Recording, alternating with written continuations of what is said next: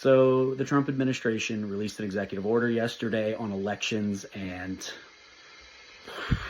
it is controversial in many ways. It would essentially seek to put multiple federal agencies, including the Election Assistance Commission, as well as DOJ and presumably Elon Musk, in charge of vetting and verifying citizenship on state voter rolls.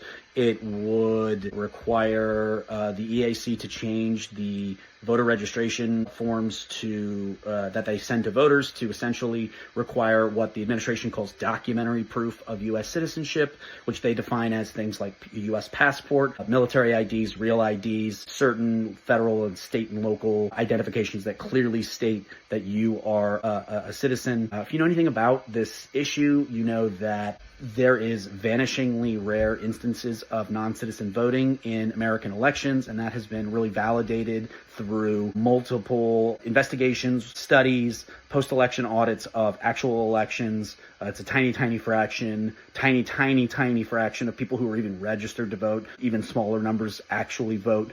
There are, however, millions of Americans who are eligible voters but lack all of those IDs that I just mentioned. The administration would essentially force those folks to get those IDs or not be able to register to vote if they didn't. That above all of this is this larger issue. The executive branch really has no constitutional authority to set election policies or to withhold congressionally mandated grant funding, as they are threatening to do to states who don't comply. This order will most definitely be challenged in court.